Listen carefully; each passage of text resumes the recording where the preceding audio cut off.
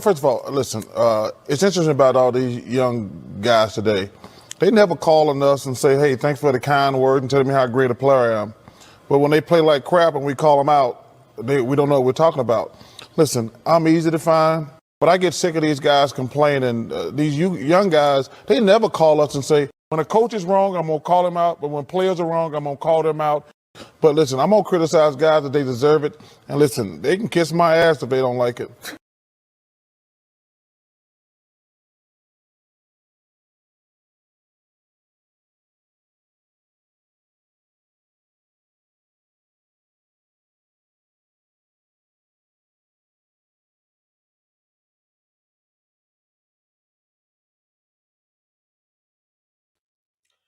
What's going on, YouTube? It's Nathan back with another video presentation. Happy, it's 12:30. It's Wednesday. Where I'm at, it's still, if you're on the West Coast, happy Taco Tuesday. Happy early Wednesday. This is episode 19 of the podcast of Picnic Talk Podcast. Thank you for joining. If you have not, consider hitting the subscribe button. Consider giving this video a thumbs up. If you have not seen the previous episode 18, that's up on YouTube. I haven't uploaded this episode will go up 18, 17, and I think 16 as well. Those episodes will be on Anchor as soon as possible. So bear with me, ladies and gentlemen. Before we get into the video for episode 19, there's a few things I need to say up front. I'm going to start off the podcast with an announcement regarding season 5 of the podcast.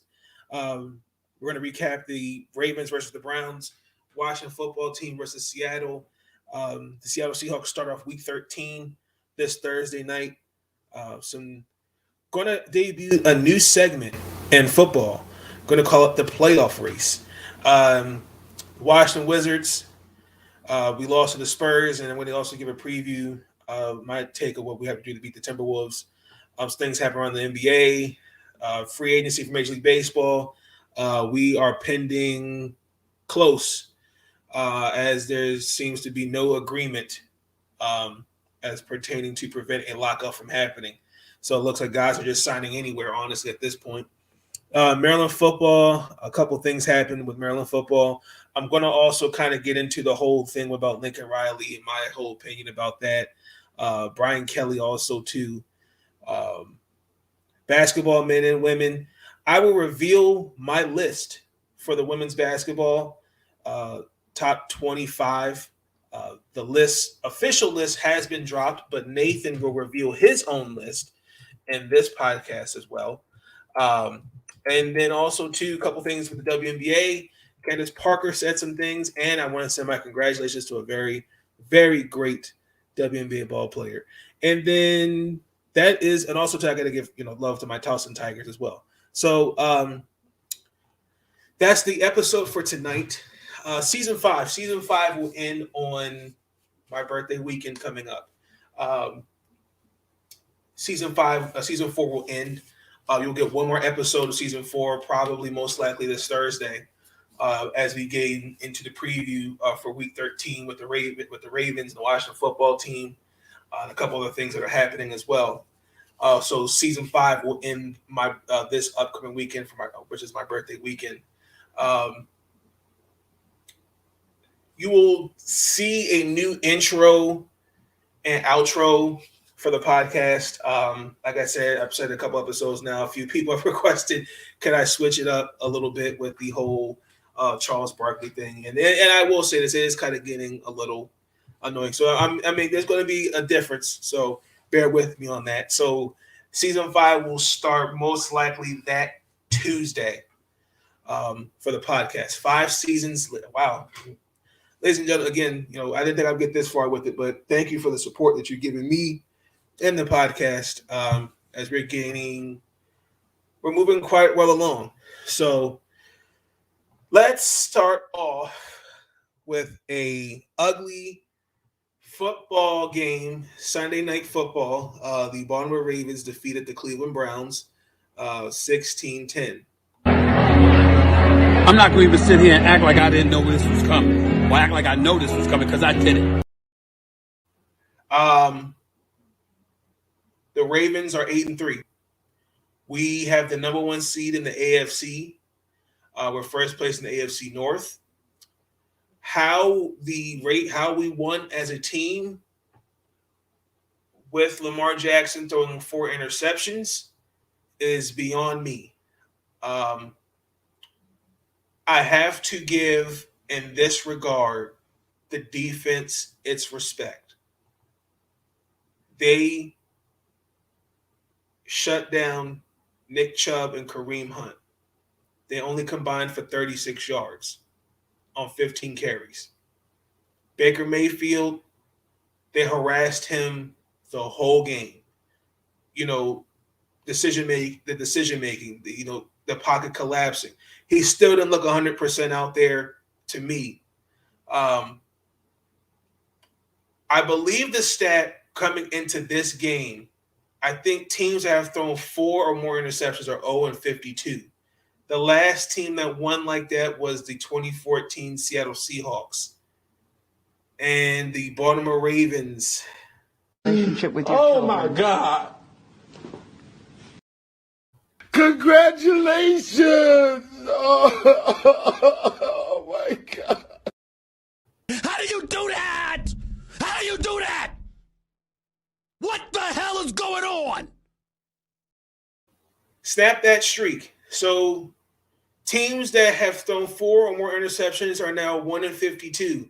And that one win is the 2021 Baltimore Ravens. Lamar Jackson, I say what you want. I don't think he would. I don't think he's. Granted, he's coming off of an illness.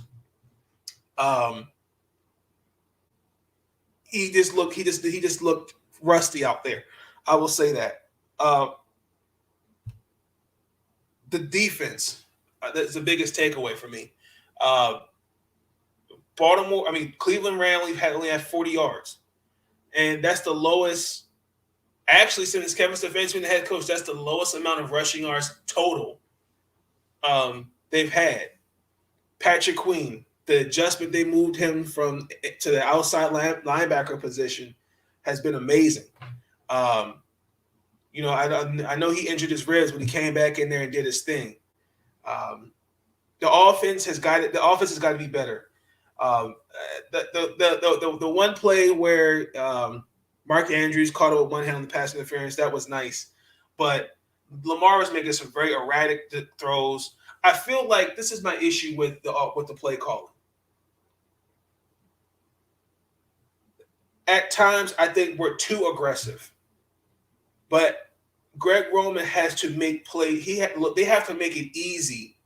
Sometimes the big play is not going to get the job done. If you just take it one play at a time, like Harbaugh told and Lamar when they asked him in the halftime, keep it simple. Like, let's not be over aggressive. A lot of his interceptions, like the one interception he threw where he threw it completely to the defender and Mark Andrews is in another direction, who are you throwing it to? I just feel like the offense, they have to communicate and they're not clicking on all cylinders. That offense, like I told you, that Lamar Jackson got sacked. Alejandro Wnba, I don't know. He threw everything but the kitchen sink at Myles Garrett. Jadeveon Clowney, this was frustrating. He could not get to Lamar. But when I look at Cleveland had numerous opportunities to win this game. Hey, Michelle, how you doing? Good evening. Good to see you. Particularly in the first half, they only up in like the first 30 minutes of the game, they only had 3 points. And both sides just played ugly football. Then Cleveland fumbled the ball twice. And then also, too, that David Njoku play, if you look at it from the angle from the back of the end zone, the ball hits the ground. So I don't know what they were looking at. But I thought this was an ugly football game. I really do. I do believe that the Ravens will pick it up next game against Pittsburgh. I got to give Mike Tomlin his respect. Mike Tomlin knows who we are. We know who he is. I've said it before. Mike Tomlin's one of my favorite football coaches. If I wanted to play football, if I needed to start a team, he'd be a coach I'd want. It's just the swagger he has, how he carries himself, particularly with what's been going on this whole season. Them not playing at a steel like the Steelers we know them to be. So I hope we come out stronger than what we did, because we gave a really, really disappointing game, but it was a good victory. Now, we play the Steelers, as I stated. We play them on my birthday. We play them on the 5th of next month, December. So that should be a good game. I'm hoping that it's a great birthday present. So I'm going to play a clip with at the end. Well, actually, I can play it now.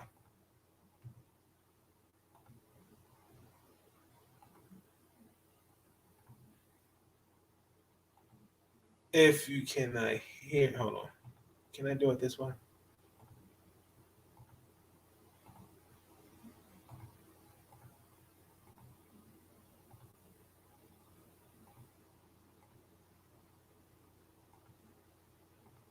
I might not be able to hear it, but hold on.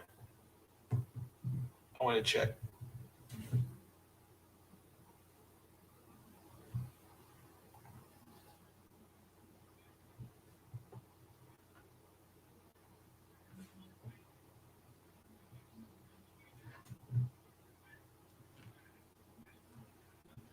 Okay, never mind. You can't hear it.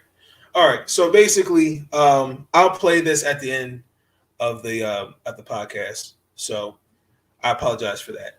I thought I could hear it, but you can't. It's hard. It's weird how you share it. I would sometimes trying to share audio on StreamYard. But let's transition into the Washington football team. Got a pretty convincing win against the Seattle Seahawks. I'm not going to even sit here and act like I didn't know this was coming, or act like I know this was coming, because I did it. Let me just say this for the record. Russell, I love Russell Wilson. He's one of my favorite quarterbacks. The divorce between the Seattle Seahawks and Russell Wilson is clearly starting to show. He does not look interested. When you work for a job and you know there are things that are going on that don't make you happy, you're not going to have fun at your job. They're not the same team, like offensively and defensively too. Like, I'm starting to really think like them trading for Jamal Adams, trading 2 first-round picks for Jamal Adams.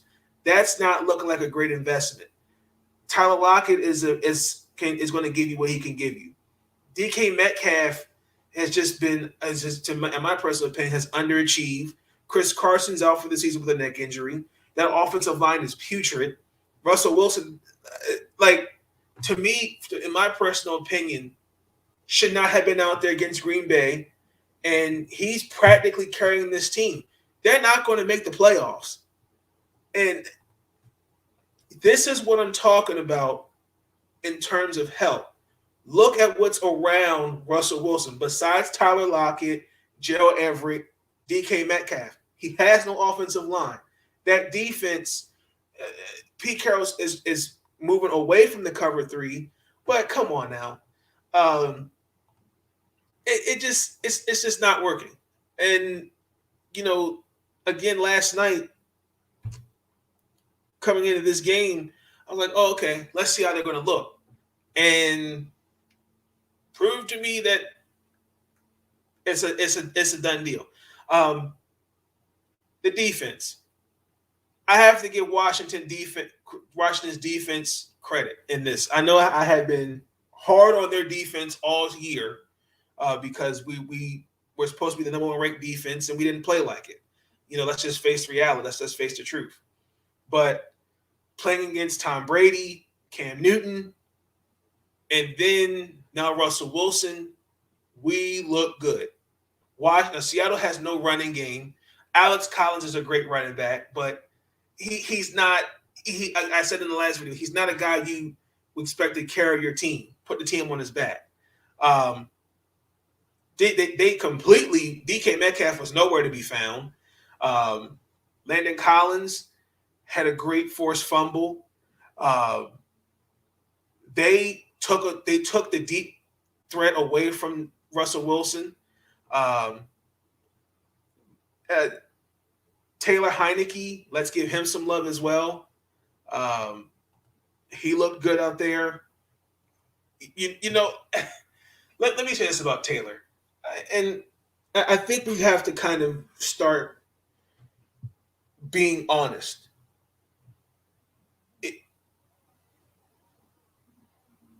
Taylor has been put in a unique but awkward situation at the same time. When you have so going back to last year, because remember he was on the practice squad. You know, they had strip club Dwayne Haskins, Alex Smith, who everybody said needed to retire. Taylor Heineke is not the long-term answer for Washington. But I think you may have to start considering him as your number one option going forward. Hear me out. Because if we decide go after this season, we need to draft a quarterback. He's going to need easily 2 years to do because I'm talking about development. His rookie year, he's going to. It's a completely different. It's a whole transition. 2 years to learn the system. Why not with Taylor? Short term, let's get what we can get out of him now, and about another 2-3 years. Okay, let's draft someone. Because I hate for Washington to just say, well, you got us what we needed. Let's go draft this quarterback. Because what if the quarterback that we want doesn't pan out? Then what? Let's roll with the guy we have right now and take our chances. He played a part in us almost beating Tom Brady and the Buccaneers in the playoffs last year. Like, when you look at last night, offensively, it's starting to gel. Now, the interception he had didn't phase him. Let's also give Anthony Gibson some love. J.D. McKissick, let's give him some love. DeAndre Carter, who's another playmaker to help Taylor Heineke. I apologize. Help him make plays, because Curtis Samuel. That's another issue. That's another guy I wish that was fully healthy. But we don't live in the world of what if. They, when it mattered, made plays. And I'm looking at Washington. When it counts, they're doing what needs to be done. This is the football team, these last 3 games, ladies and gentlemen, I have been waiting to see and look for. Now, again, we got – I can't have time. I'll look at it in a minute. Hold on. We got – let me look at the schedule. We got Oakland, Las Vegas, the Las Vegas Raiders. Seattle, again, they were virtually one-dimensional last night, and that was practically taken away from them. Now, we got lucky. How you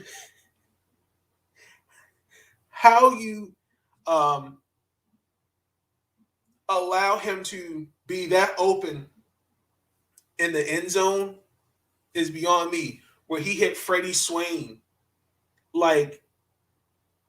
How do you have 2 safeties back there? Why are we playing cover 2? Shouldn't we have 3 safeties back there? Shouldn't we should be playing zone? Then obviously Kendall Fuller stepped up and he got the interception. They also too, I thought they almost had the ball back but the way that it was called, it's weird when you try to do an onside kick. It's the way how you have to be lined up or something like that, and they almost got it twice. So, regardless, we got to give Washington some love there. They've been playing really great football, which brings me to Hendrix. What's good, bro? What's going on? Which brings me to I'm actually going to bring that up. I'm going to hold that off for a second. I got to talk about this Thursday. I don't know why I meant to say recap. I apologize. The Seattle Seahawks start off Week 13 against the Dallas Cowboys. The New Orleans Saints. Why? I apologize. Let me fix that. Hold on. The New Orleans Saints, not the Seahawks. I apologize. Both teams are coming off heartbreaking. Well, one's coming off a heartbreaking. Both are coming off Thanksgiving losses. Let me say that. Dallas right now is 7-4. The New Orleans Saints, they're 5-6. They're not looking like the same team right now. Without Alvin Kamara and Michael Thomas, they don't have an identity. And the last time we've seen that, particularly that game where the final score against the Buffalo Bills, where they got, it was embarrassing. Excuse me.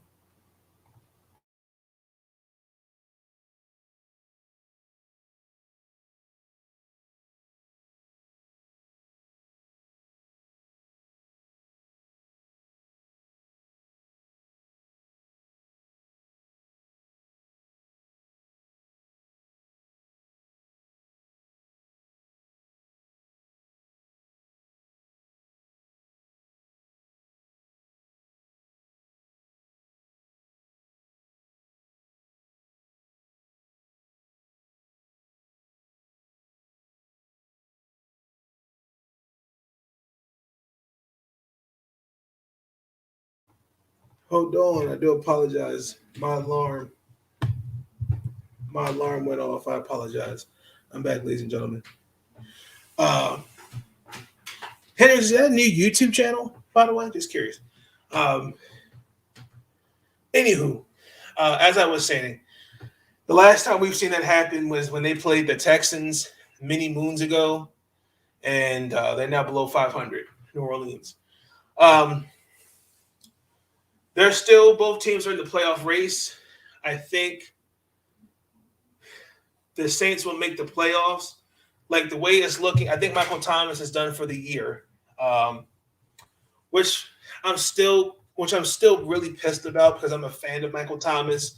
But the way he's handled the whole injury, why would you wait until the summer to get the surgery, but then turn around and when they told you go get the surgery, like as soon as the season's over, but you wait and do it on your own time. I think that relationship, my personal opinion, is sailed. But a couple things coming into this game. Mike McCarthy will not be participating with them because he tested positive for COVID. Joe Philbin, who's the assistant offensive line coach, Jeff Blasco, Terrence Steele, all tested positive for COVID. So I'm sending my thoughts and prayers to them. Hope they get well. I think Dallas, they also had, I think they had 8 players and like another coach. Same situation. They all missed one game. I know the Saints had the same thing back in September. 8 coaches tested positive, had COVID, and it could be in Carolina. Which that was an embarrassing game. The final score was 26-7. Relationship with your Oh children. my God. I actually remember watching that game too. That was pretty bad. So I think in that regard, I think I think it's Dan Quinn who's going to be in this place as the head coach. He's a former head coach. He's 43-42 with the Atlanta Falcons. Against Sean Payton, I think he's like 4-6. So should be interesting to see. Taysom Hill has been getting has been getting reps with the first team, which pretty much tells me that the Trevor Siemian train has derailed. Looks like Taysom Hill will be taking the helm. I think it's been unfair that Trevor Siemian has been getting a lot of the blame, and it's amazing to me how the media is so quick to gloss over the fact, and it's not just with the Saints, it's with every team. Like, we're glossing over the fact with the Saints that the offensive line has been plagued with injuries, which he's gotten sacked 8 times. Okay. Alvin Kamara has been injured and has missed 3 games. Okay, ignore that. And then also, too, you don't have Michael Thomas. So who does Trevor Siemian have to rely? Who does he have to rely on offensively? Marcus Callaway, great player. Trevon Smith, good player.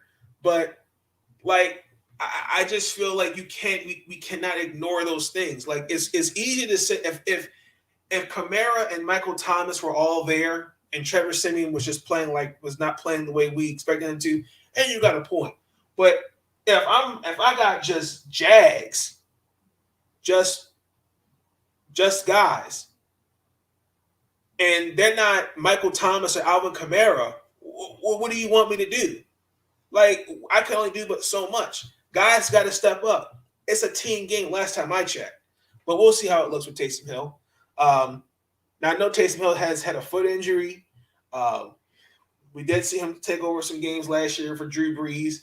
I think he had like 4 touchdowns. Also threw 2 picks, which is interesting. Dallas, they're ranked 27th against the pass.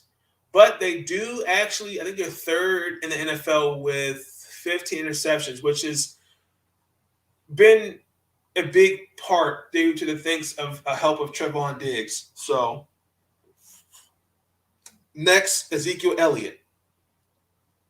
Are they going to use – I want to see how he's going to look. I think Tony Pollard may get some more looks. I know Ezekiel Elliott's been dealing with a knee injury since – I want to say it was the 4th week of the season. I've noticed that he's not getting touches on the ball. And I think it's primarily, again, due to his injury. Now, when they played the Giants, he had like over 250 yards. And I think he had 2 touchdowns. I believe he had 2 touchdowns in that game. But then against New England, he only had, I think he rushed for like 69, 70 yards. And then again, he's not, I don't know what it is. But again, I kind of look at Kellen Moore a little bit. Like they at times, particularly against Kansas City, they're turning into a one-dimensional team, passing the ball. Like, mix it up. If Zeke's not 100%, okay, let me get Tony Pollard in there.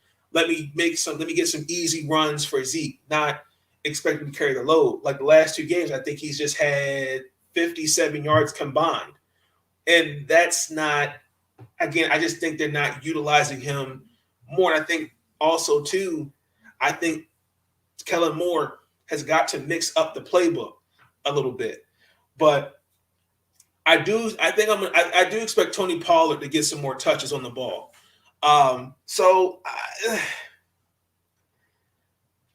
Dallas, I'm gonna be nice and I'm gonna be fair. They're going to make the playoffs, but they're not a Super Bowl contender to me because they've had 3 opportunities to show me that, and that kind of show me the Cowboys are the Cowboys. Now, I still think the Saints can make the wild card. They just got to take it one game at a time, and they got to pick each other up and next man up. If the season actually ended today, according to the playoff picture, they would not make the playoffs, the Saints, which is sad. But I think they actually have a tiebreaker with because they beat Tampa. So we'll see how that looks. Excuse me. But I'm gonna pull off an upset here. I think the New Orleans Saints are who that nation is going to surprise the Dallas Cowboys 23-17. Guaranteed. And now we're going to transition into the debut segment called the playoff race. So we are at a point where we got 4 weeks left of football. And it's looking it's starting to look clear who your teams are, who's not your teams. So let me cue the music for the new segment. Playoffs? Don't talk about playoffs. You kidding me? Playoffs? I just hope we can win a game. So let's start with the AFC East. The New England Patriots set first place in the division at 8-4, followed behind Buffalo 7-3. The Miami Dolphins 5-7, and then the New York Jets finish off 3-8. The AFC North, the Baltimore Ravens, who are 8-3, the number one seed in the AFC, sit atop in first place 8-3. The Cincinnati Bengals behind them 7-4. The Cleveland Browns 500 to be exact, 6-6 on the year, and the Pittsburgh Steelers 5-1. That one tie, ladies and gentlemen, came at a tie against the Detroit Lions. Oh my God. I'm not going to even sit here and act like I didn't know this was coming, or act like I know this was coming, because I did it. The AFC South, we have the Tennessee Titans 8-4, the Indianapolis Colts 500 after a very, very heartbreaking loss to the Tampa Bay Buccaneers. And then you have the Jacksonville Jaguars and the Houston Texans combined 2-9. Oh my God. In the AFC West, however, it's looking really interesting. The Kansas City Chiefs are 7-4. The Los Angeles Chargers, Denver Broncos, Las Vegas Raiders are 6-5 apiece. Not bad. Let's move over to the NFC conference. The Dallas Cowboys sit first place, 7-4. The Washington football team moved to the year 5-6. The Philadelphia Eagles choking against the New York G-Men moved to 5-7 on the year, and the New York G-Men 4-7 on the year. Those Green Bay Cheeseheads, aka the Green Bay Packers, are 9-3 on the year. The Minnesota Vikings are 5-6. The Chicago Bears 4-7, and the finish off the NFC North. The Detroit Lions are 0-10-1. That one tie, as I stated earlier, they tied with the Pittsburgh Steelers. The NFC South is pretty much looking like a done data. I still have hope that the New Orleans Saints will make the playoffs, but the Tampa Bay Buccaneers, led by Mr. Dimplechin himself, Tom Brady, shot to Miles Dawkins 24/7 Productions. 8-3, the Atlanta Falcons and the New Orleans Saints 5-6, and the Carolina Panthers 5-7. And to top it off with the NFC West, you have the Arizona Cardinals sitting at the top of the NFC West, looking like by a landslide, 9-2. The Los Angeles Rams, who are looking like a loss, like they look lost, need a hand, 7-4. The San Francisco 49ers 6-5, and then the top and finish it at the bottom. The Seattle Seahawks are 3-8. If the playoffs started today, Lord have mercy.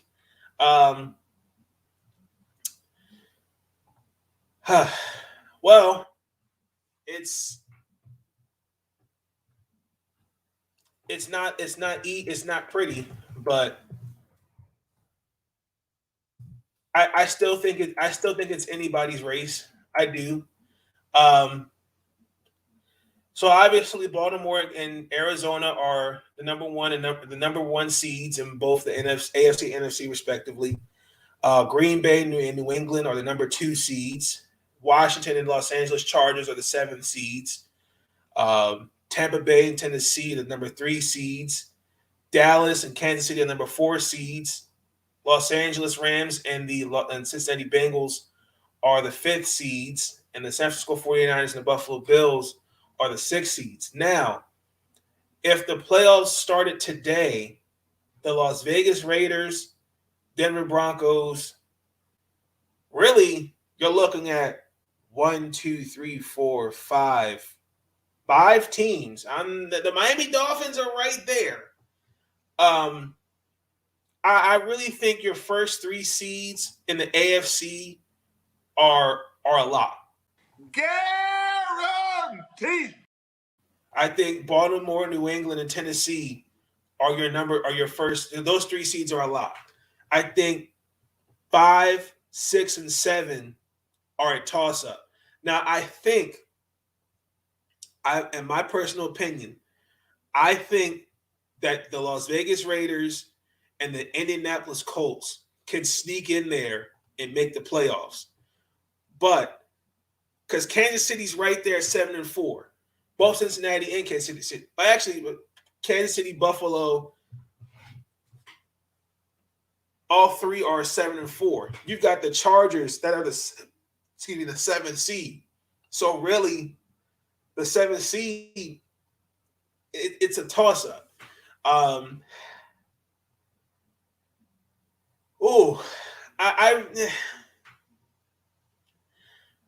Four through 7, it's a toss-up. I think it's still anyone's playoff race.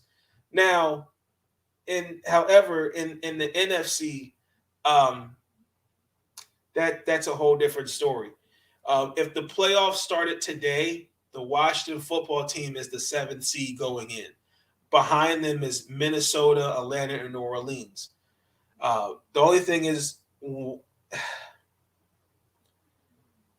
again, your first 2 seeds are Green Bay and Arizona. They're a lot. Guaranteed. Then you got Mr. Dipple Chin and the Buccaneers. Dallas, Los Angeles.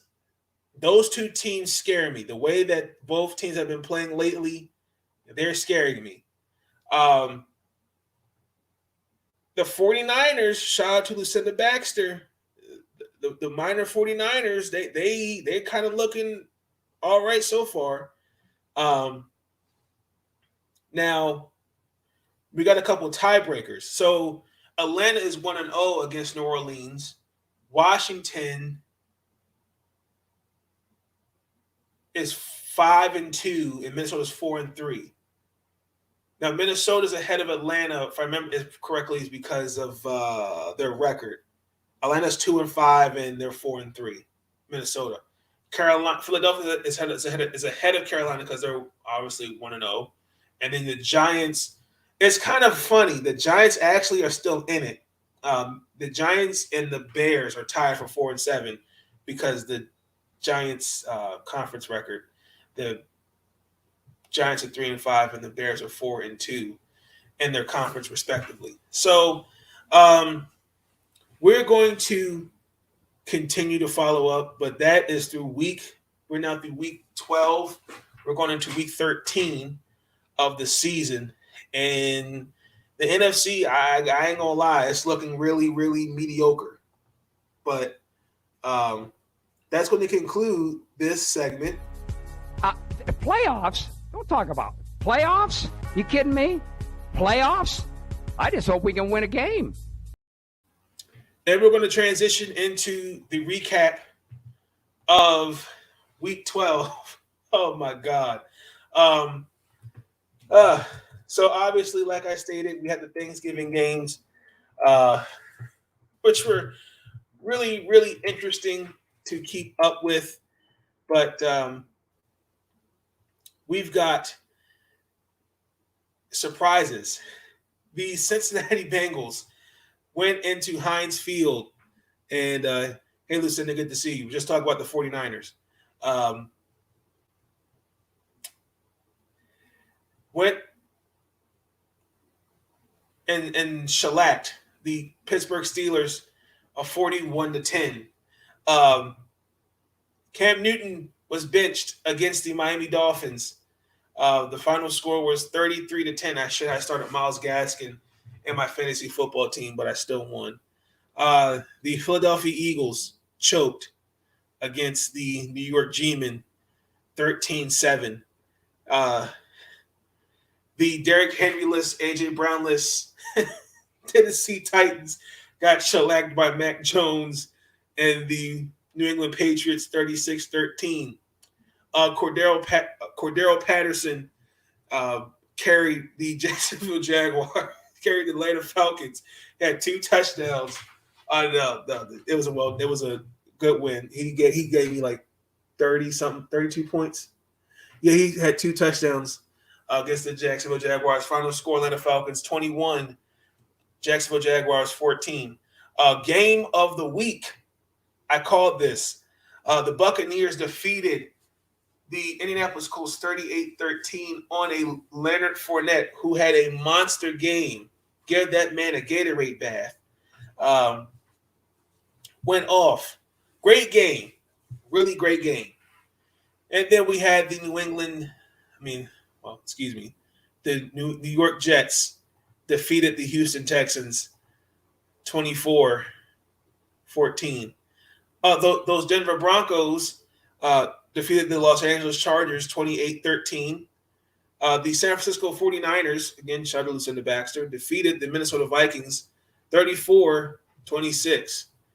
And obviously the Los Angeles Rams went to Lambeau Field and lost to the show my foot and toe on national television. Actually, doing a press conference, Aaron Rodgers and the Green Bay Packers. Final score was 36-28. So I did not expect the Giants to win. I thought the Texans would have won. I thought the Chargers would have had some fight. The Rams didn't do too bad offensively, they're still figuring out, but their defense, though, they gotta get together. They just, I'm kind of having concerns now. But that was week 12 of the NFL's of the season. We've got 5 more weeks, and then we're done. We're going right into it. Like I said, we got the Cowboys and the Saints starting off week 13, Thursday night football. Weird, isn't it? So things around the NFL. So Tristan Hill got the appeal, but he will not play Thursday. He got a 2-game suspension for throwing a punch during the game against Oakland. Urban Meyer said he's not interested in leaving Jacksonville to be going back to college. He wants to focus on building the Jacksonville Jaguars, which I will respect, and I will get into that in a little bit. Christian McCaffrey is out for the season due to an ankle injury. That sucks. Which is one thing we're going to really have to have a conversation about these guys. My fear is that we're now going into the we're now getting into the latter part of the season, and you've got a lot. This is a lot of injuries, and particularly Christian McCaffrey, Saquon Barkley, and others. Come playoff time, these guys are going to be mentally and physically exhausted. And when you look, for example, I'm going to use the Baltimore Ravens, where you have almost 20 injuries. Come playoff time, your depth is shrunk, and we're going to have to have this conversation, because these guys, they're going to need to get some rest. I understand that we need to recuperate money that was lost during the pandemic. The networks need to make money. I understand that. But at some point, these guys, they are going to need to get rest, because you got to think about it. To play 18 weeks And then on top of that, playoffs, turn around, OTAs, training camp. That's a lot on your body. And particularly since we kind of everything's kind of back on track with the scheduling with COVID and stuff. If we don't address this now, it's going to be a problem later. But you're also seeing it too because with Christian McCaffrey's injuries, latest example with running backs, it's starting to become an issue because there's not a lot of running backs out there that I could go sign this guy, go sign that guy. And it really lets me know that the running back position is very valuable. But these injuries, man, it's a lot. Daniel Jones has a neck strain and he's not playing, so Mike Glennon will start in his place against the Miami Dolphins. I believe Rob Gronkowski will break Tony Gonzalez's record for most 100-yard passing yards in a game. Guaranteed. I believe that's the record he's had. I can't remember how many games where he's had over 100 yards in passing. I think it's like 31 games. I want to say that correctly. Tony Gonzalez back in his day was a bad boy.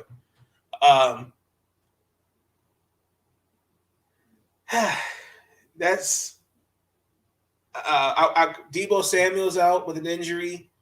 I heard Daniel Culley's on the hot seat, but again, like the Houston Texans stink. Dalvin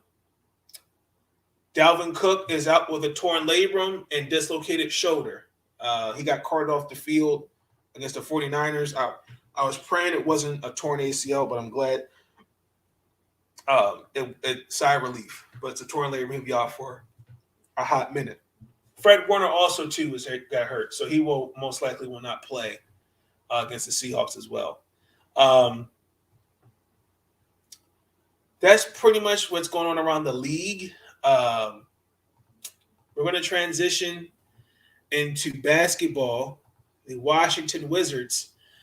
We played the Spurs, and the final score was 116-99.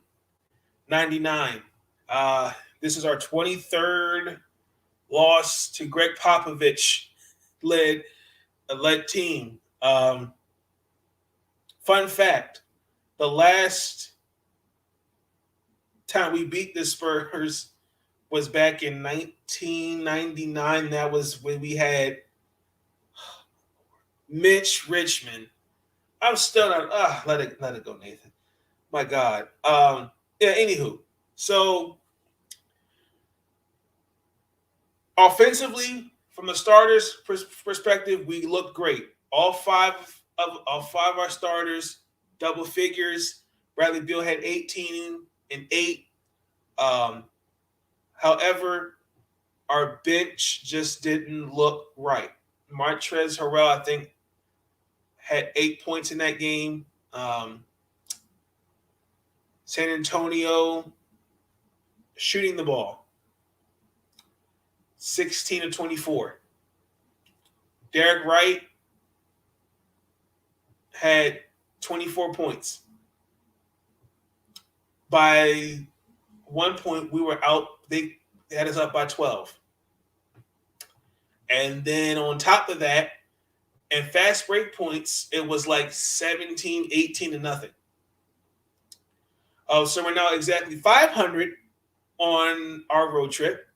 And that brings me to our next game. We play the Minnesota Timberwolves. Oh, my gosh. We're at home, obviously. So, obviously, it feels good to be home. Okay, so I feel like coming into this game, we got a couple things. Anthony Edwards, D'Angelo Russell, Karl Anthony Towns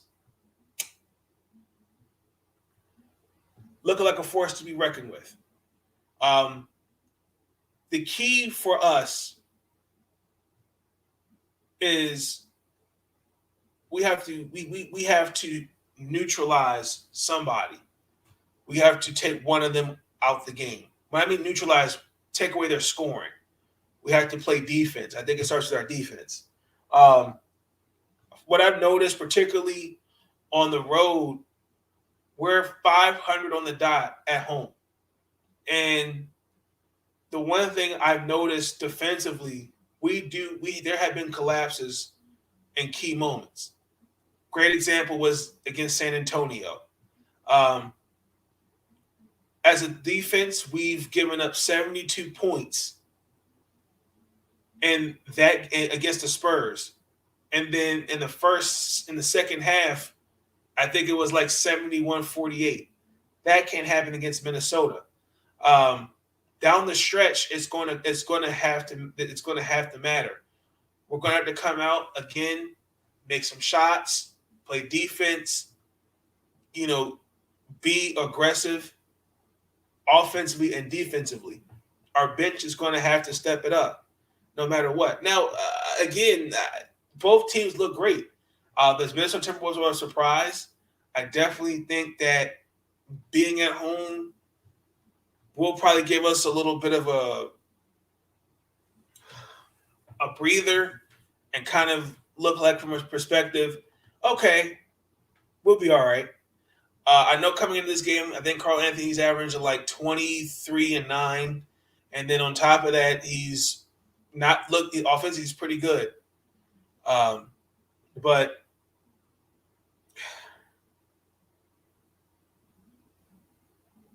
if we could be aggressive, particularly in the paint, because that's where most of our offense is inside the paint.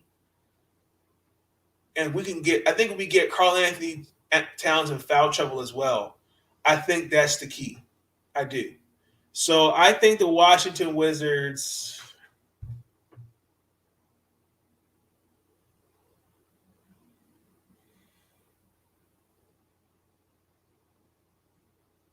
what the heck?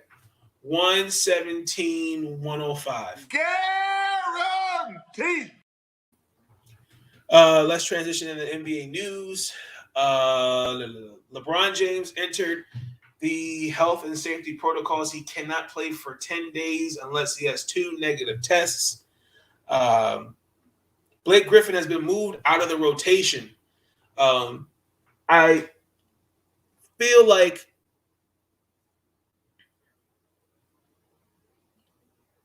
it's an adjustment. I don't think it's like he can't play anymore. I simply think that he just doesn't fit their style of play. Like, with all due respect, I think that they're trying to really figure this Brooklyn.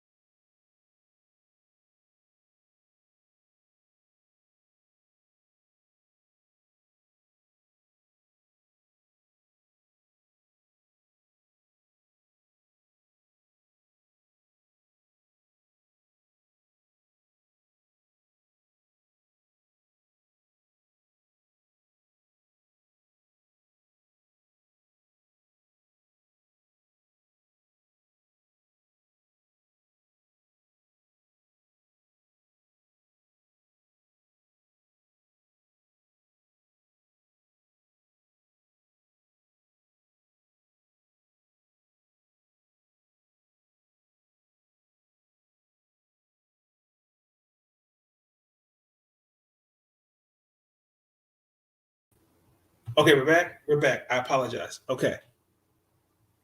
So that's what I think. I just think that it's nothing personal. I just think that he just does not fit a certain style. I just think this doesn't fit their style of play. I think Blake Griffin, I looked at the stats. I think he's averaging like 6 and 5, and he's shooting like 31% from the field. And I don't know. I don't want to go as far as he's saying he's not the same guy, but Blake Griffin's one of those what if players for me. I really do. Enes Kanter changed his name to Enes Kanter Freedom. He is now a U.S. citizen. Congratulations. Klay Thompson has been cleared. He actually had the game-winning shot in their G League practice. According to the reports, he made like the first 18 shots. Klay Thompson's on a mission. The Golden State Warriors will win the NBA championship. Guaranteed. But one of the one of the 5 teams, I should say, in the East will give the Golden State Warriors a hard time. And one of those teams are the Washington Wizards. Thank you very much. No, let me stop playing around. No, but seriously, that's what's going on around the league at the moment. DeMarcus Cousins is going to the Bucks on a 1-year deal. Nikola Jokic and the Denver Nuggets, got a win over the Miami Heat. I want to talk about the Los Angeles Lakers really quick. I think it's a little unfair to have already at this point in the season call for Frank Vogel's job. I get it. I understand that the expectation of him experimenting with the lineups, but you also got to take into account LeBron James has been injured. Other guys have been injured. We have not seen this Laker team at its full potential. Now, I question some of the lineups. You can't have Rondo and Westbrook out there starting, but other guys, you got to look at the others around them. Anthony Davis he wants to be out there shooting threes, and it makes no sense to me. I don't understand if I got a guy that's 6 feet and under guarding me, I'm backing his ass in the paint. I just don't understand. Let's just shoot threes. I just don't get that logic. And also, too, I just think that you can assemble a team of all-stars. It's great on paper, but it don't look good. But we'll see how it looks. Let's transition into Major League Baseball. The offseason free agency is off to a fire start. Corey Seager signed a 10-year deal worth $325 million. Oh, my God. Congratulations. Marcus Semien signed a 7-year deal worth $175 million with the Texas Rangers. Javier Baez signed a 6-year deal worth $140 million. Max Scherzer is going to the New York Mets for 3 years, $130 million. And a surprising move, Robbie Ray is going to the Seattle Mariners on a 5-year deal worth $115 million. Kevin Gausman is coming back to the AL East, but it's not with the Baltimore Orioles. It's with the Toronto Blue Jays. Bullshit. On a 5-year deal worth $110 million. Corey Kluber is going to the Tampa Bay Rays on a 1-year deal worth $8 million. Kirby Yates is going to Atlanta on a 2-year deal worth $8.2 million. And the Baltimore Orioles signed Rule Adore on a 1-year deal. Oh, my God. Listen, I like Odor. He's a good little second baseman. Not enough. I need some placeholders until these guys are done. Mike Elias, please give me some actual placeholders. Thank you very much.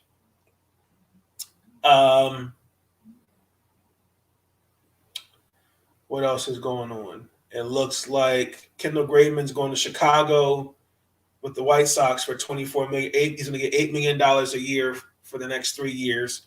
Mark Cannon is going to New York with the Mets, $26.5 million on a 2-year deal.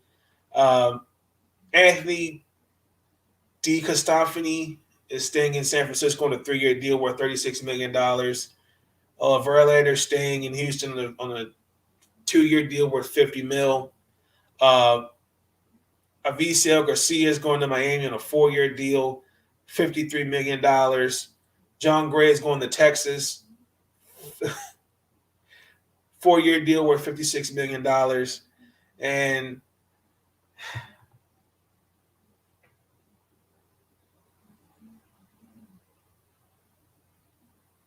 So when are we going to say something about it?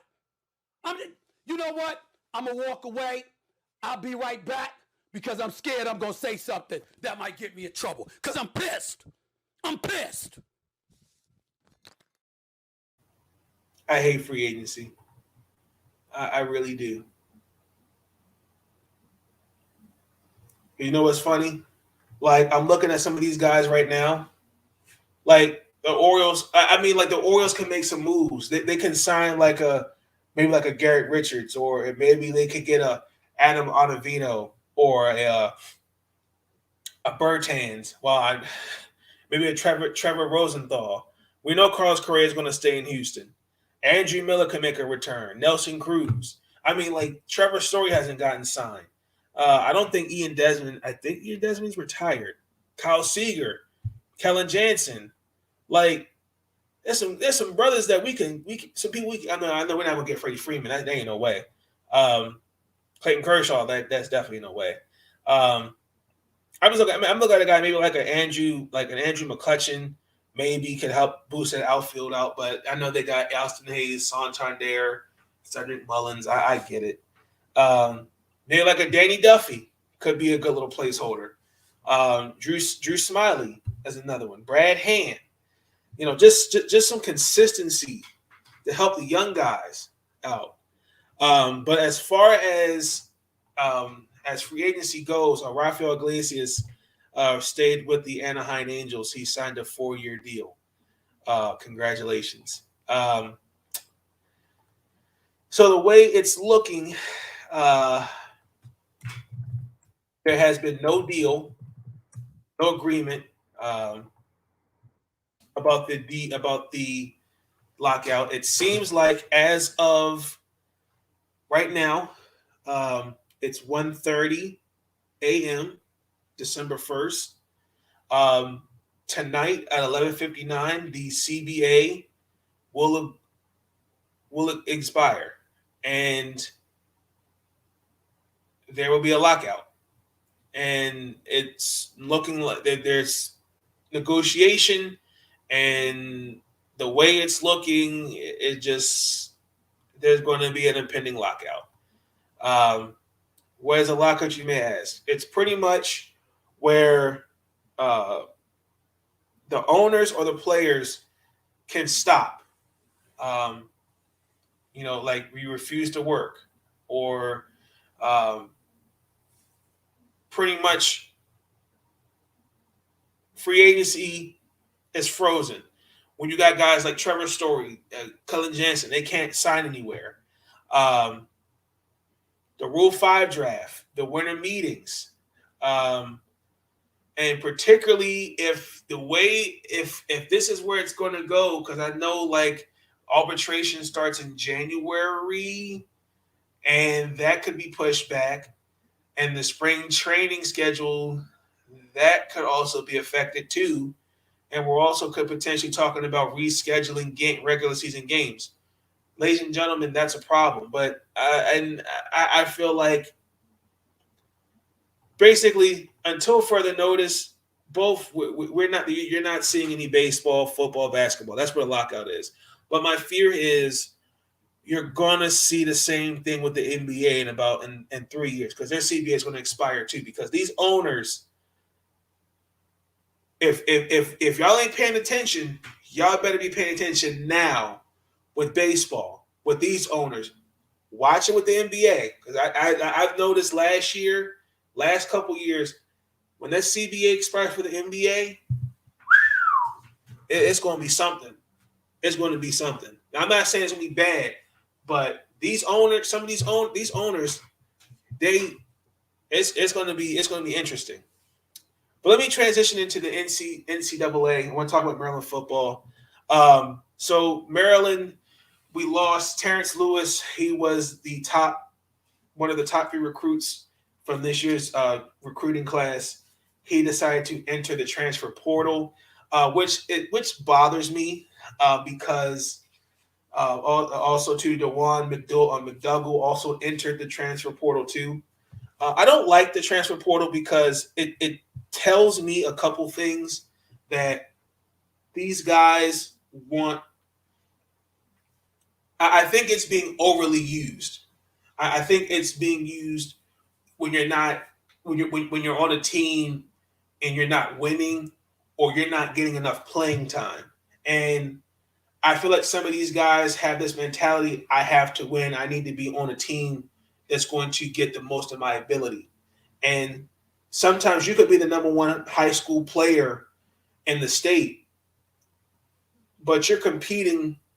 That doesn't matter if it's football. You could be the number 1 player in the state. For example, if I was the number 1 player in Maryland and I got accepted to go to Baylor, I got to go against 6 other top recruits.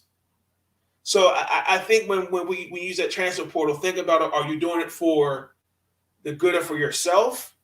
Or are you thinking about, I need to be on a team that can you really use my talents? Because I feel like he fit very well. So I think that hurts a little bit. But it's okay. Still have not heard about whether or not we're going to get a bowl game. But that kind of did suck. That definitely does hurt. Lose 2 of our really 2 recruitments. That really hurt. I know Penny Boone also too transferred as well. So I don't know what it is. I really wish sometimes they would like just say, hey, you know what? It just didn't work. So, but Coach Loxley is he's a good recruiter. I think he's more of a recruiter than a coach, in my personal opinion. He's really trying to build something special with this football team at Maryland. I can't say enough of the job that he's done with the culture and what he's done in these last 5 years, I should say, what really the program has been through. I'm sure he'll get some recruits here for sure. Lincoln Riley now is the head coach at University of Southern California.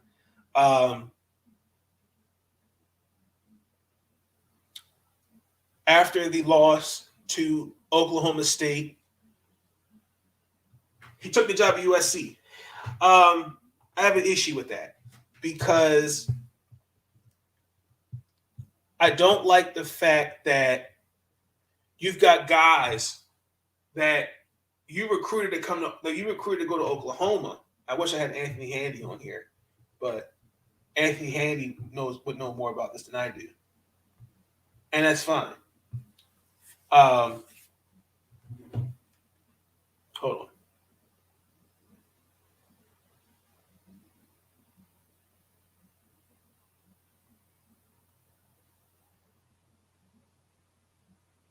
on. Malachi Nelson, who was a 5-star recruit, 2 days ago just committed to Oklahoma. 2 days later, verbally says, I'm going to go to USC. I don't like that. You see, you asked me to come to a school like Oklahoma, LSU, these big-time schools, and you just leave, and then you expect me to just follow you? Like, Spencer Ratliff also got into the transfer portal. That's not cool. Like, now I gotta sit here and ponder, well, do I really want to play Do I want to sit? Not now. He got me here. He wanted me to come to his school. He sold me on this. We're going to win national championships. We're going to be the best program in the nation. And then after we lose to Oklahoma State, next knowing y'all, I'm going to Southern California. Because now they gotta look. Now the athletic director is in full. I gotta go out here and look for his replacement, like today. And I just think that you're doing these kids, honestly, in my personal opinion, you're doing them a disservice because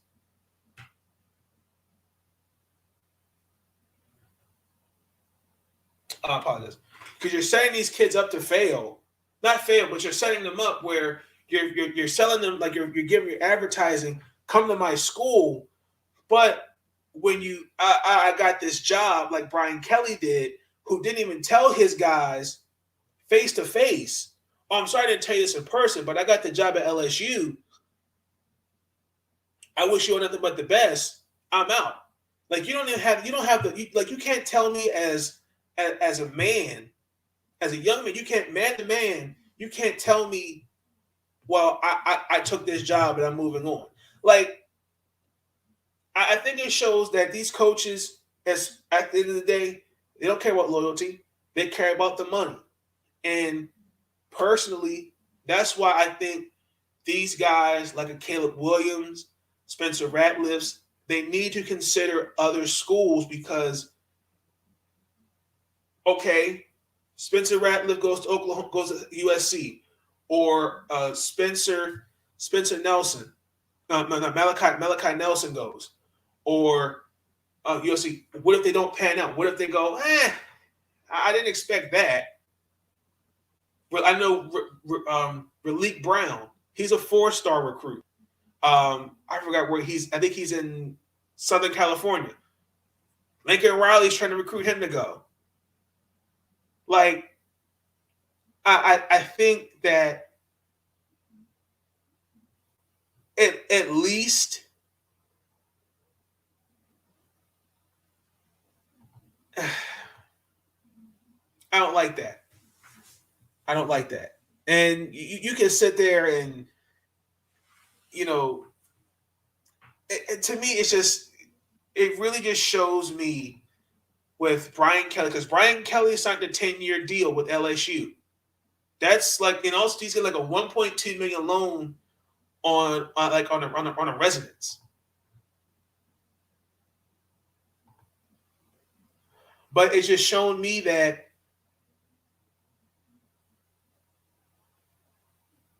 this is just a business in college football. It's just a big business. And NCAA doesn't seem to care. Lincoln Riley, Brian Kelly, they don't care. How could you sit there after you win 11 games with Brian Kelly? You win 11 games, you have a chance to make the playoffs, and you just jump ship, and you don't even have the unmitigated gall to not even face those kids and the young men in the face and say, I took a new job and I'm leaving. That they had to find that shit out through a text message. Are you serious? Like, you couldn't say that to my face. That says a lot about you as not only as a coach, but as a man. And I don't have any hate for Brian Kelly. I don't want any Brian Kelly haters coming at me. I'm just saying that, like, if this is what it's going to be like, as if I'm a recruit, if you're trying to recruit me, come to your school, the first thing I'm going to ask you is, well, how do I know you're not going to, after 2-3 years, take another job and just say, not tell me to my face, oh, I'm leaving? Because unfortunately, I feel for the players at Oklahoma and Notre Dame, because now they're sitting here going, now what do I do? Because now also too, check this out, y'all. You're starting to see this. You're starting to see what you're seeing right now in football and basketball. It's a business for these players. I don't have to stay loyal to a team. If the team sucks, I don't want to sit here.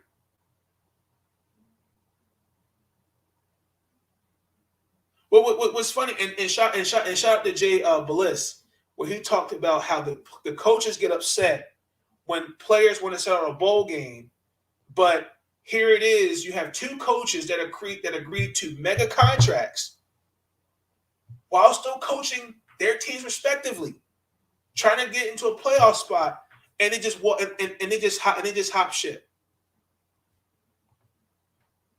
Bullshit. What sense does that make?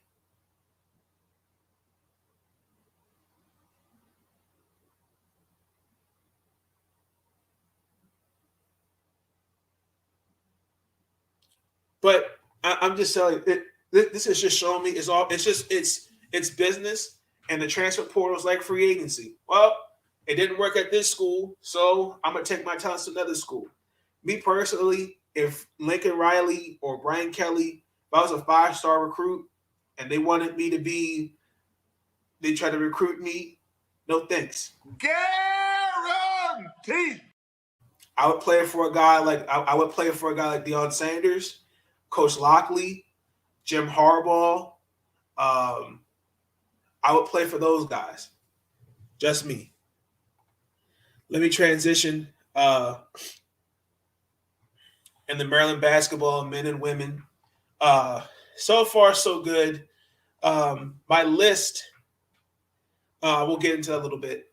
The men play Virginia Tech tomorrow. We're coming off what I think is a embarrassing loss to Louisville. We were in the Bahamas. They're back at College Park. So I hope the vacation was nice, getting some sun and getting, enjoyed and had a good time. We're 5-2 after 7 games, ladies and gentlemen. We won 4 of those games at home. I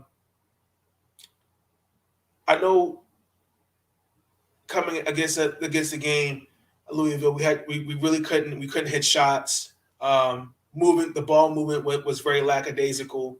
And I know Mark Turgeon, the coach that he is, will continue to work on that. Again, for someone, it just goes back to players have to look themselves in the mirror and figure, you know what, I got to play better. I know Eric Ayala, and I was watching one of the interviews where he was saying it was an up and down season so far.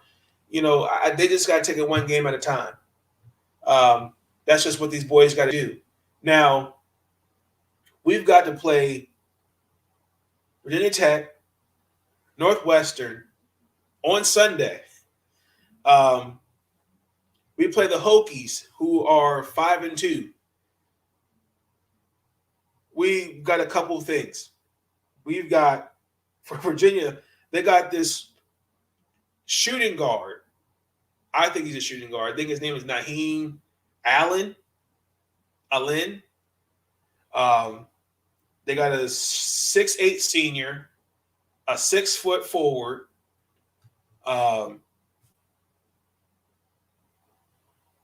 Couple things Maryland's going to have to do in this game.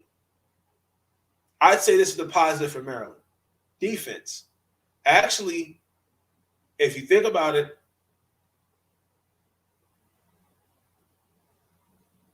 for Maryland, for actually their weakness, Virginia Tech's weakness. Their strength for Virginia Tech is their defense. Mike Young is a good coach. I'm not going to take that away from him. He's actually gotten those guys to play defense.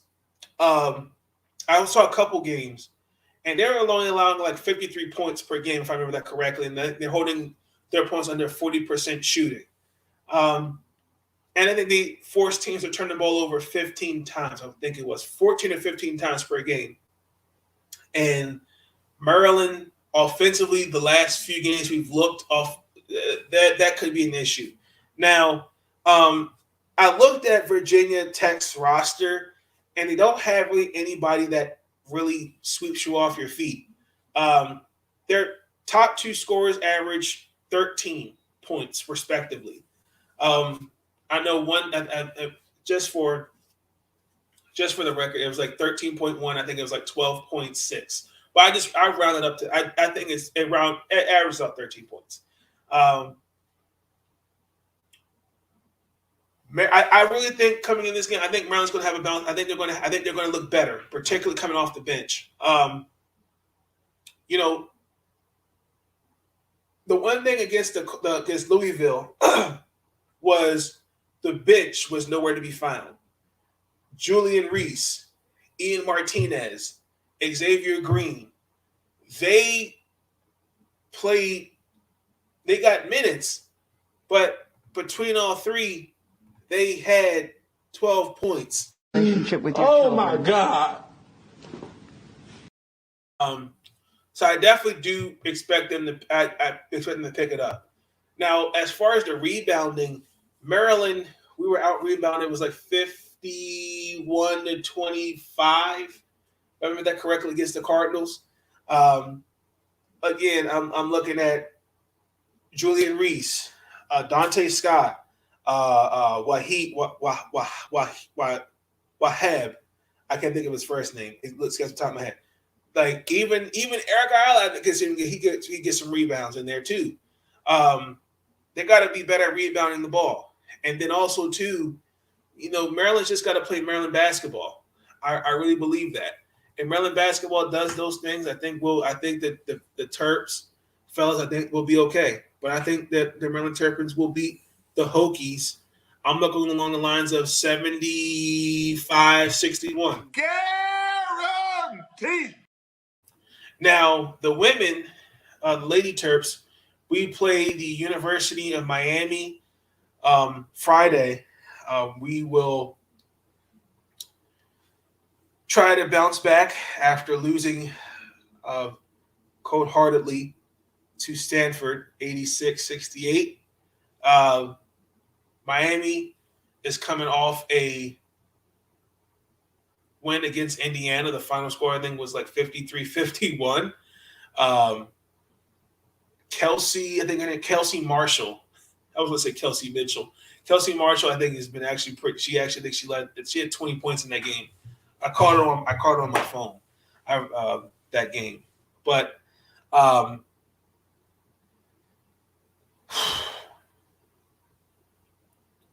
the Lady Terps coming in this game, I think we're shooting 78% from three. Okay, Ashley Nwansu, I think is our best free throw shooter. Maryland's averaging like 85 points a game. Miami's only averaging 51. If I saw the stats correctly. Maryland, fun fact, I think we're 8-0 when we score at least 51 points. Kelsey Marshall, I looked at the stats. She leads those she leads those girls for Miami in scoring. She averages like 13 points a game on my notes here. And then you have somebody behind her named Makila Gray with 2 assists, and she's averaging 7 points. Also, my notes here, you got someone named Lola Pide. She's leading with 5 rebounds and 8 points a game. Hopefully, we got some of the girls back. It's been hard, we were really shorthanded against Stanford, but I didn't think it would look that bad. So, I think it's kind of hard to judge this Maryland team, and they don't have they're not at their full peak, if that makes sense. But I think that the Lady Terps will bounce back. The final score 91-50. Guaranteed. So, with that being said, I'm going to transition into the women's college basketball, my list. I have revealed my top 25 It may be controversial.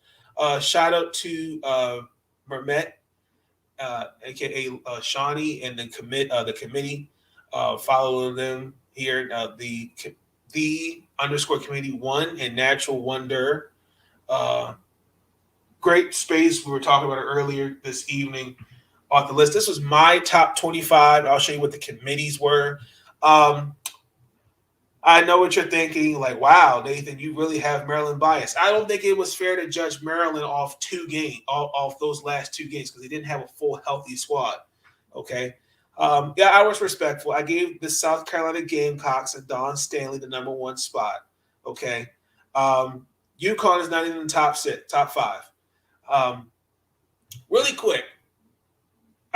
Congratulations to Paige Becker. She got an endorsement deal with Gatorade. When is Aaliyah Boston going to get her endorsement? Like, it's just amazing to me that here's somebody that I believe is going to be a first-round pick, maybe the number 1 overall pick, in my opinion. But the way it's looking, they're going to make Paige Becker's number 1 overall pick. I believe the media dictates, controls, and spins the narrative. I think they push players who they want to push. And obviously, because you got ESPN in Bristol, Connecticut, they're going to push UConn. I just think if you give Aaliyah Boston the same media publicity, Kelsey Plum's another example, Asia Wilson, Arika Gubawale. I mean, you give some of these girls who were not, if better, no disrespect to Paige Beckers, the same media publicity, I guarantee you they would have endorsements just like Paige Beckers. But it goes back to the media. I blame the media, and I gotta blame us too as a society, because we go, oh man, like, she can play, and we don't look at, man, Leah Boston, I think she made like 14 shots. She didn't miss a shot last night in that game. Where's her endorsement deal? Where's she going to get an endorsement deal like that? I think 7 through 10 you could flip. Then you had Michigan, South Florida, Texas, Iowa State at Notre Dame in the top 15. Kentucky, Texas A&M, Oregon, Georgia State, Florida Gulf Coast, BYU, Ohio State, Oregon State, and I had West Virginia finishing off the list. Now, this was the committee's top 25 list. After much deliberation, this was their list. Other considerations: Missouri State, Georgia Tech, West Virginia, UCLA, Florida State, and Colorado.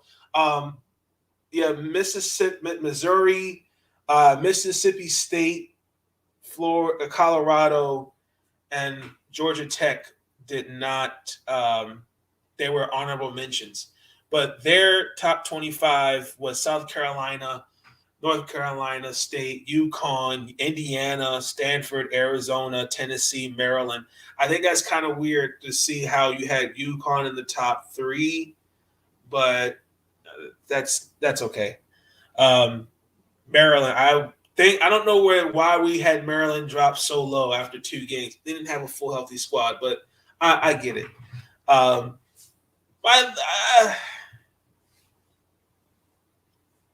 That was their list. I'm also going to show really quick the AP's list as well. So we got South Carolina at number 1, NC State. Wait a minute, hold on. Oh, this is the NCAA's. Oh, it's the same list. Okay.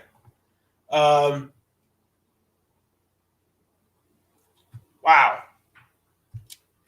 Maryland was number 2, so they went down 6 spots.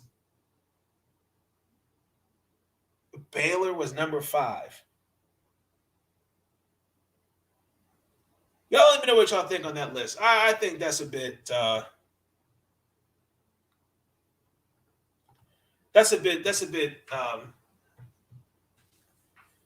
interesting. But that was my list. I think all the teams are playing great. It's a V1. The list, like I said, my list 7 through 10. Tennessee, Arizona, Louisville, Baylor. It's all subjective. I could have put number 20. The number 25 was tough, but I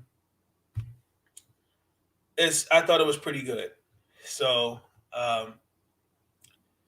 let's transition into Towson basketball. The men play. Excuse me. They play LIU. Long Island University. They're coming off a win, the Towson Tigers, against New Mexico, 73-58. The women, they play the East Carolina. We got a big win over the Delaware State University Hornets. Good win, final score 76-47.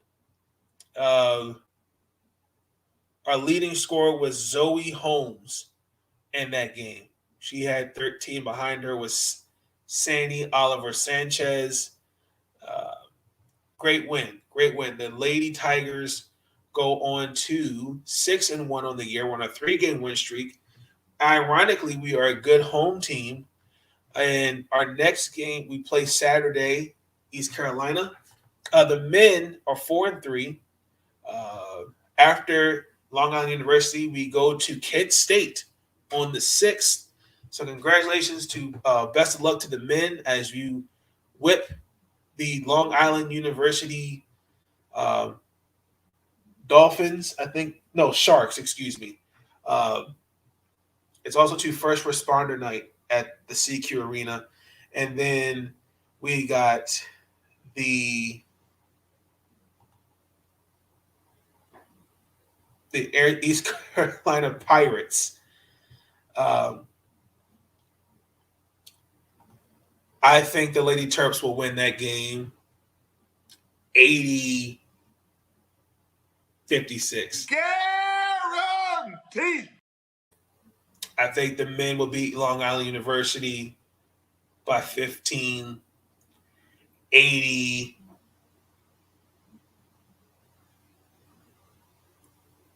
$65. Guaranteed.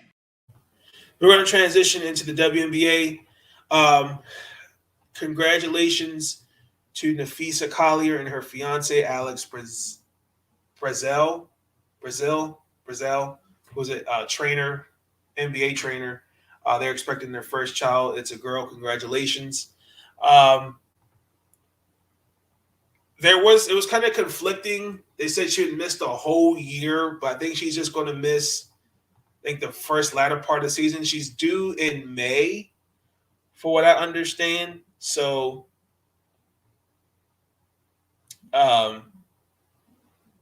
she didn't say whether or not she will play this upcoming season, but she didn't specify that. So, congratulations. We cannot wait to see your daughter in 2024. And shout out to Nafisa Collier and Asia Wilson on the the Fee and T podcast. That's my favorite podcast. Listen to on Spotify. Congratulations to the both of y'all. Candance Parker had some things to say. Yes, that was really the only thing that happened around the WNBA. That was kind of the news. Candance Parker has some things to say about Coach Gino and Team USA. Let's listen, shall we? Because shout out to Taylor Rook's Black Girl Magic. This is a 5-minute clip. I will let the video do its talking. I'm happy for them.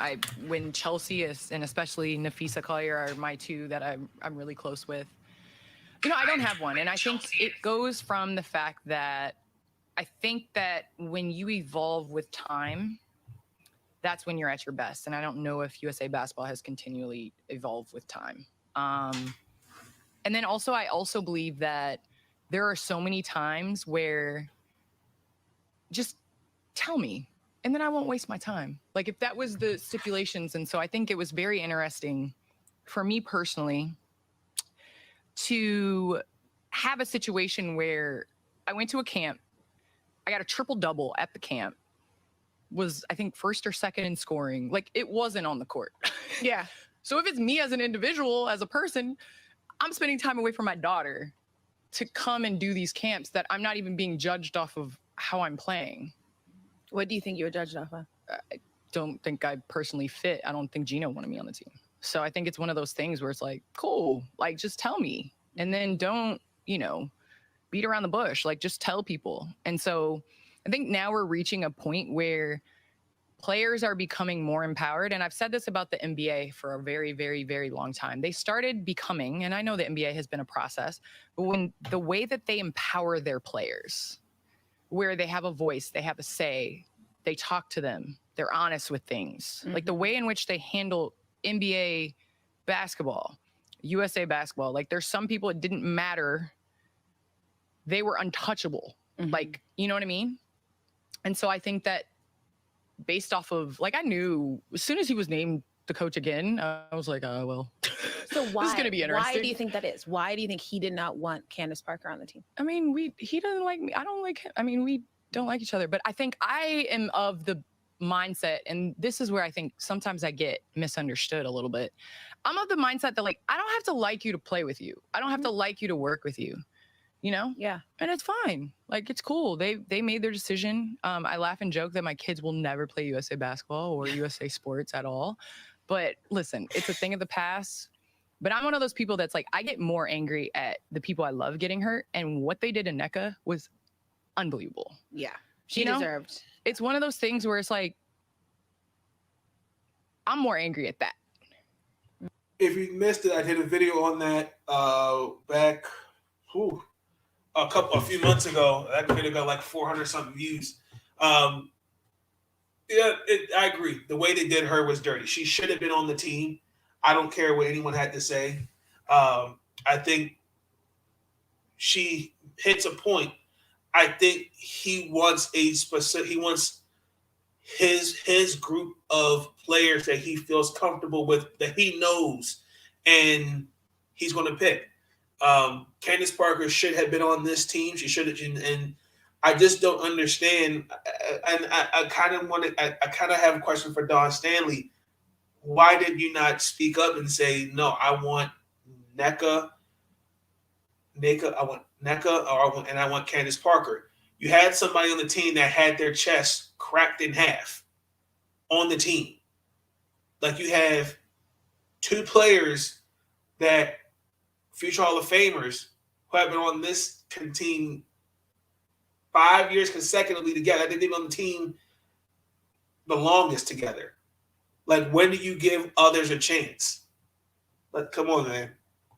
Because you have somebody that arguably, maybe 2016, but definitely, she's the only MVP of the league. You know what I mean? She went and got, I think, MVP of the World Games, and then you leave her off the team. And so I think that there's, certain grace for certain people, and there's certain things that you don't get grace. Yeah.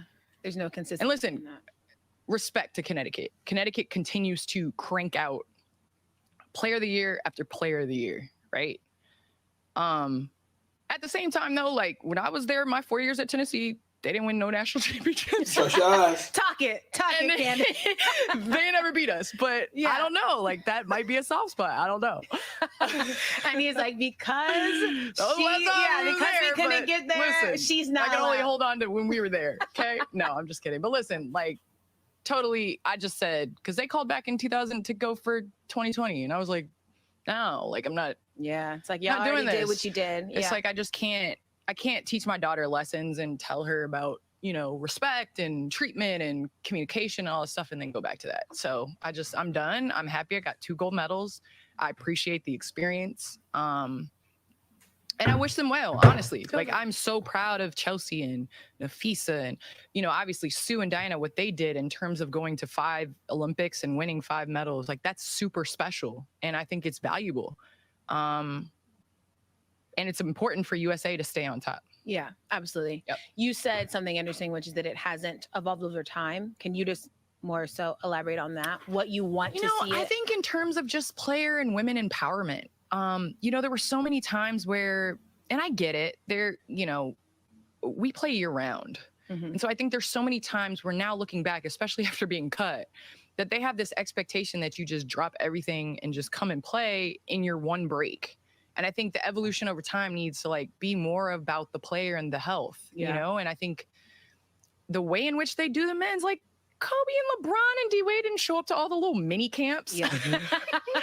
That's true. Yeah. So That's listen, true. I take that as we got to make a whole lot more money to have power. And so that is my whole thing in terms of leaving the game. And I think we're doing that, especially with NIL, with what the NCAA, you're going to have players that are now coming in with checks that don't have to do that. I can make a choice not to do that. Yeah. And so I think with that is going to come more power. And similar to the men's, you had a certain expectation where it was nah, not doing that, And so I think it was, for a long time, it's women dreamed of playing in the Olympics and they would do anything at any cost. So they almost not owned you, but but it was they were pulling the strings. Yes. Yeah. And now I think it's going to become, at least I hope as an evolution, that it's going to become more of a players thing where it's going to be more player empowerment. Yeah. Well, I think she hit it on the head. She's not wrong in what she said. Let me be the first to say that. I think a lot of this is, I don't want to say resentment. I think it's bitterness because in the time when she was coached by the late, great Pat Summitt, may she rest in peace, they didn't win.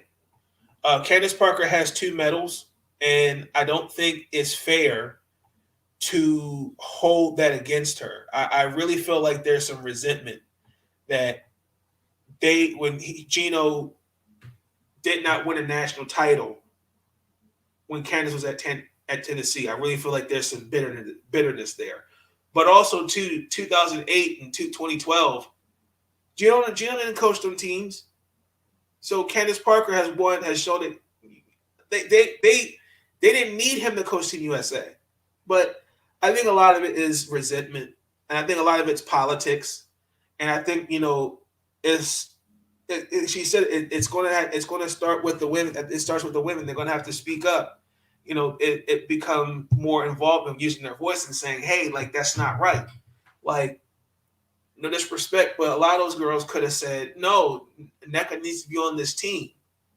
But personally, if I'm Candace, I'm the same way too.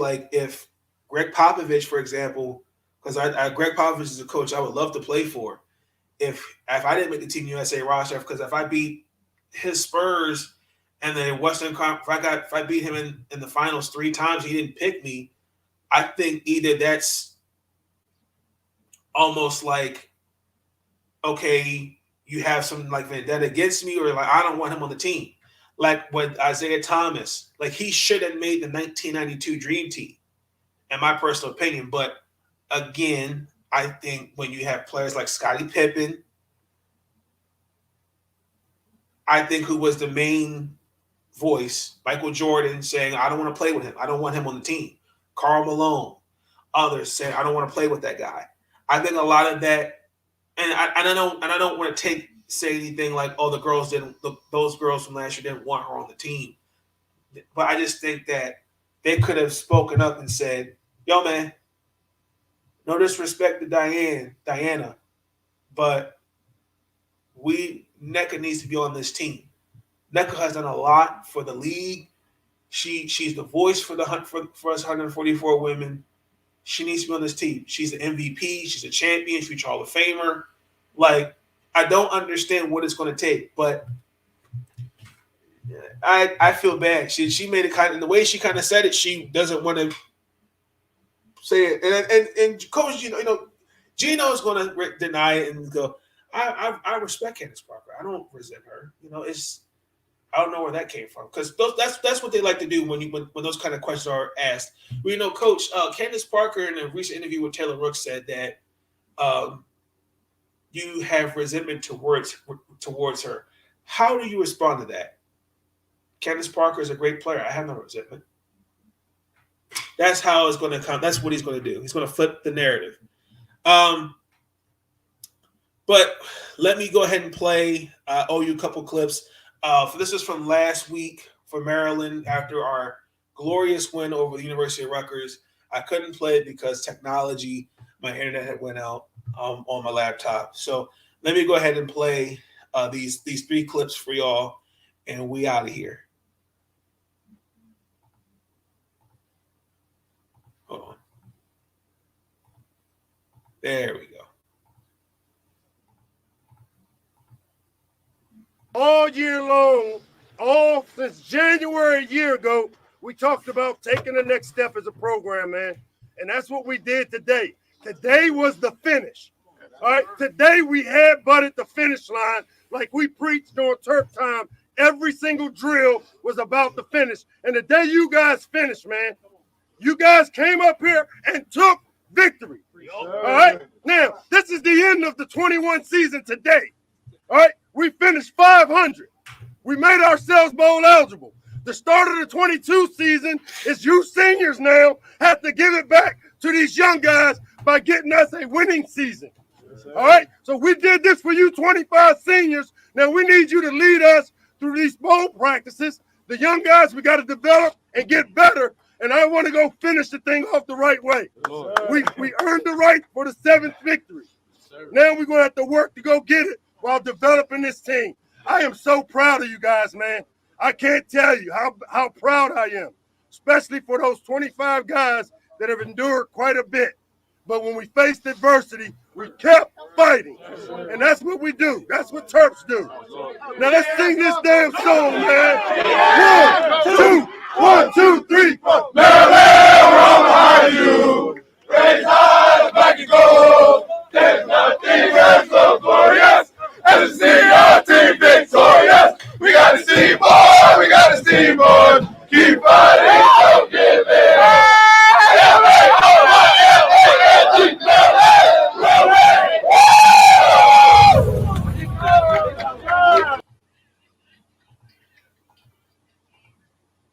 Next clip. I don't know why I did that. I apologize. We're not perfect, but we're fighting to get there, right? We got a bunch of guys that fight, and we're on our way to getting there. The good news is, on the way there, we're winning, right? We're winning.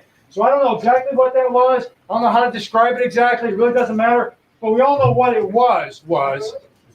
It was a W, right? It was a W, man. And it's a big W in this division right now. We all can do the math, right? Okay, it was a huge W in this division. So that was a big game. So, you know, it was a fight, it was a slog, it was a grind. Marshall Yon, who talked to us, used to always say, embrace the grind. All right, you used to say, do your job and embrace the grind. That was a game that you embraced. All right, all the things that didn't go our way, all the bad plays we had, we embraced everything. We embraced the good and the bad. You came over and you said, I'm sorry about that, right? All right, then you came out and you played. I mean, you just keep playing. You embrace the grind. Defense stepped up, right? Okay, and I'm sure you played a great game besides that. We had some turnovers, okay? You come back out and you make the next drive and you go score points. Defense came out and got stopped. Defense, by the way, you played fabulously. Would you agree? Oh, yeah.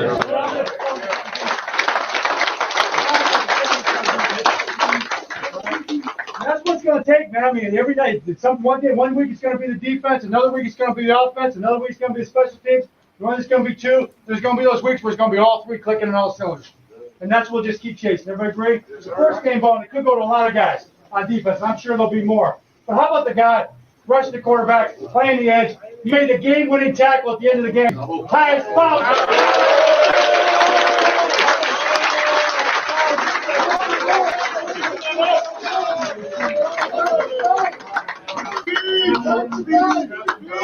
He's going to get his speech. He gets the break. Then on offense, this guy's, we know he's a great football player. We know what he does for us. But he's made so many plays in the last couple of weeks that you kind of forget about. But without those plays, we wouldn't have won. And he did it again today. Mark Andrews.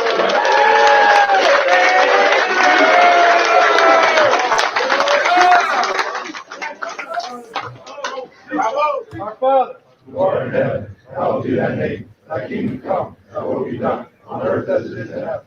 Give us this day our daily bread. Forgive us our trespasses. We forgive those who trespass against us. Lead us not into temptation, but deliver us from evil. For thine is the kingdom, the power, and the glory, forever. amen.